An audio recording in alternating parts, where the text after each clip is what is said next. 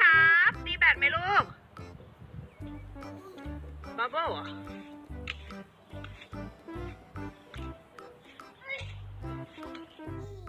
ส่องไลฟ์สไตล์สุดชิลของชมพู่อารยากับลูกๆที่บ้านพักในอเมริกาถูกช็อตอย่างเป๊ะชมพู่อารยารังสีสิงห์พิพัฒน์หลังผ่านบทพิสูจน์ว่าแม่สตองแม่ทำได้ด้วยพาลูกแฝดเหินฟ้าไปอเมริกาเรียกว่าเด็กผ่านพ้นช่วงเวลาที่อยู่บนเครื่องบินยาวนานเกือบ10 ชั่วโมงได้อย่างไม่งอแงทำเอาแม่ชมถึงกับโล่งอกโล่งใจถึงกับลั่นประโยคเด็ดออกมาเลยว่า we made it ซึ่งการเดินทางไปอเมริกาในครั้งนี้แม่ชมพู่ก็ได้ไปเยี่ยมญาติๆและมีโอกาสได้พาสายฟ้าพายุไปเปิดหูเปิดตาเพื่อทำความรู้จักพี่ๆน้องๆอีกด้วยซึ่งภาพที่น้องเจอกันหลายคนต่างอมยิ้มไปตามๆกันเลยนอกจากได้ภาพน่ารักแล้วเรายังได้เห็นภาพชิลๆของแม่ชมไลฟ์สไตล์กับการเลี้ยงลูกอยู่บ้านการเดินไปซูเปอร์มาร์เก็ตซื้อของการพาลูกไปเที่ยวเติมเต็มความรู้ให้กับเด็กๆ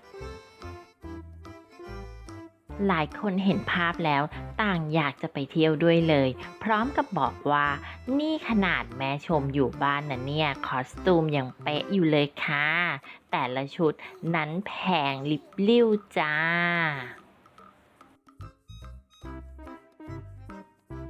ตามมาชมภาพและคลิปน่ารักของเด็กๆกันค่ะ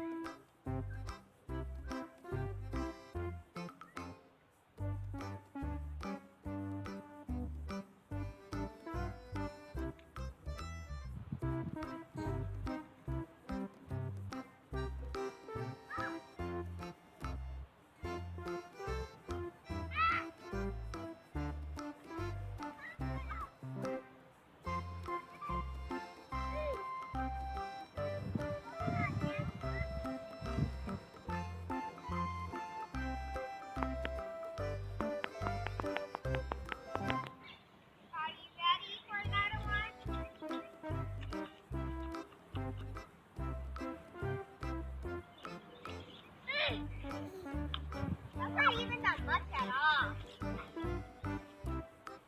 Maybe I can go for more.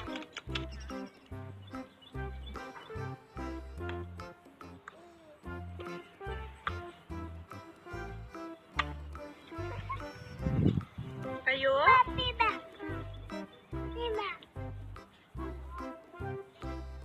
ดนะครับพี่เสือฟ้าตีกับใครครับป้ายาตีกับป้ายาเหรอ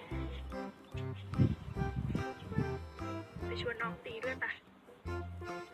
น้องทำอะไรอ่ะน้องป้ายา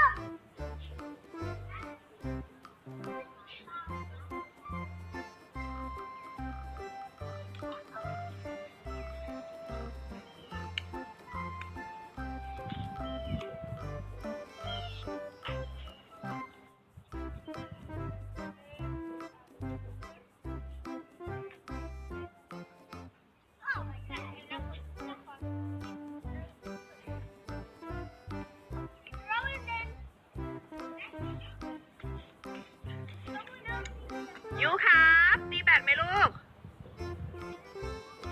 บับเบิ้ล